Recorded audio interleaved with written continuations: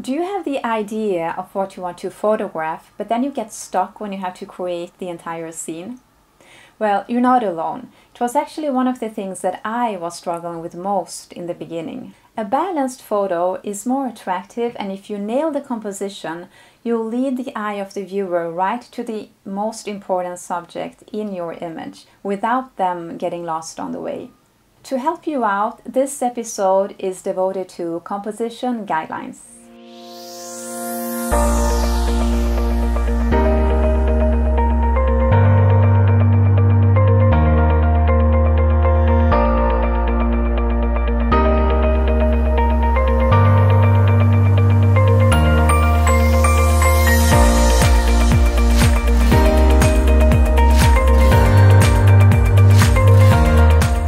Hi, my name is Solly. Welcome to my studio. Today we're going to talk about how a great looking food image is created. An attractive food scene simply doesn't happen on its own. There is a thought behind every subject that is placed in the scene.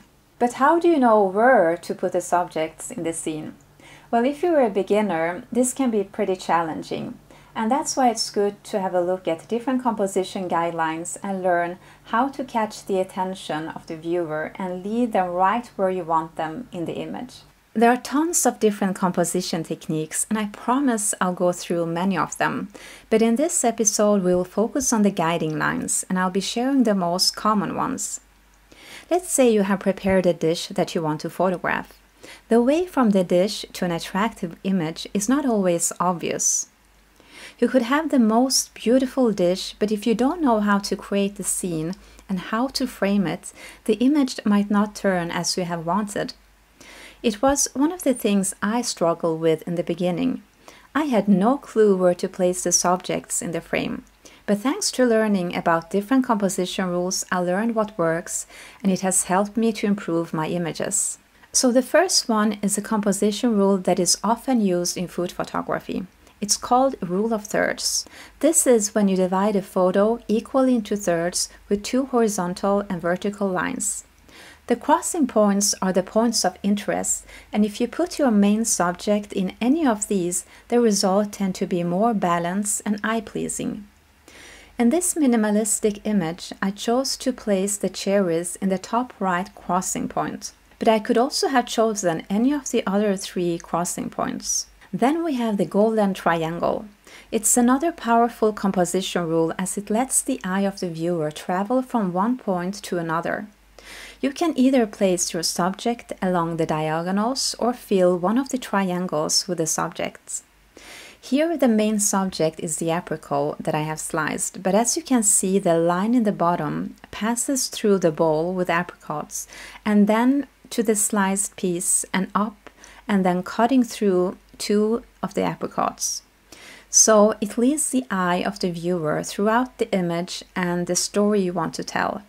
The golden ratio is another composition rule. This composition leads the eye of the viewer through the entire image. For example, here in the Fibonacci spiral that you get by drawing a curve from the opposite corners, you will end up having a spiral, and you should place your main subject in the smallest square. And then you can add other subjects along the rest of the spiral. This will add flow and movement to the image. In this example, my main subject is the slice of the cake. That's the one that I placed in the smallest square of the spiral. Then the line of the curve is passing through the cake itself, and then the cake knife, the peach, the spoon with the peach jam, and then it passes through the cut peach, knife, and then other peaches. By adding subjects along the curve, we lead the eye of the viewer throughout the entire image. Another composition guideline in the golden ratio rule is the phi grid, and it resembles the rules of third, but as you can see, the central lines are closer to each other, meaning that your subject would be more centrally located and the viewer would see it faster. In this example, the grapes are the main focus, and I chose to put them in the center, and I used the phi grid rule. Last but not least, I also want to mention the S-curve that I also use quite often. With the S-curve, you're drawing a leading line with your subjects through the entire image, and the shape of the leading line looks like the letter S, thereof its name.